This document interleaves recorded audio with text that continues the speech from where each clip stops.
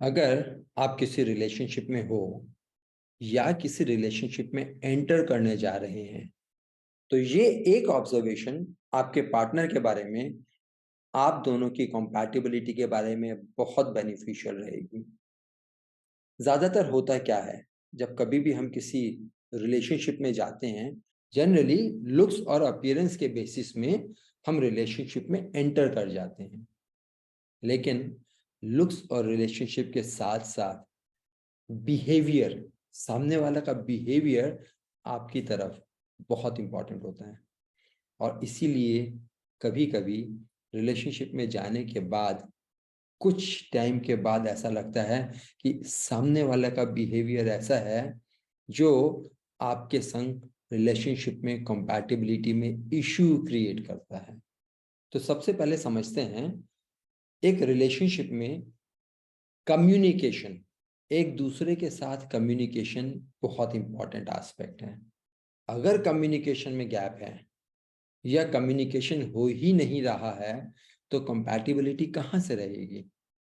सामने वाला पर्सन कैसा है, अपने आप को एक्सप्रेस करता है, नहीं करता है, ये सिर्फ उसकी हैंडराइटिंग में एक चीज को देखकर आप समझ जाएंगे कि आपके साथ उसकी कंपैटिबिलिटी है या नहीं है।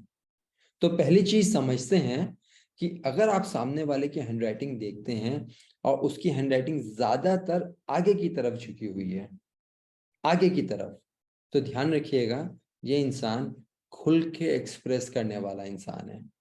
बिंदास कभी भी किसी समय किसी के साथ भी बात कर सकता है, अपनी मन की बात को खुल के रख सकता है।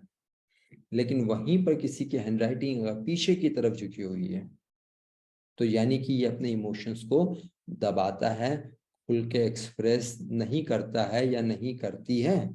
अब अगर आप ऐसे इंसान हो जिसको रिलेशनशिप में चाहिए कि सामने वाला खुल के अपनी बात को बोले, अपने इमोशंस को एक्सप्रेस करे, लेकिन उसकी हैंडराइटिंग पीछे की तरफ झुकी हुई है, यानी वो अपने आप को एक्सप्रेस नहीं करते हैं, अपने इमोशंस को नहीं बताते हैं, तो आपकी कंपैटिबिलिटी में इश्यू आएगा।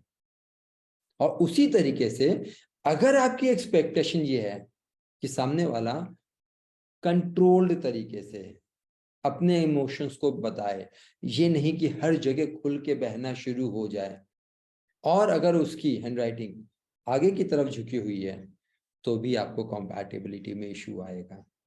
तो करना क्या है, आपने सिर्फ और सिर्फ इस एक चीज को ऑब्जर्व करना है कि आपकी सबसे पहले किस तरह की पार्टनरशिप चाहिए कम्युनिकेशन की, जो खुल के बहुत बोले या कंट्रोल बोले।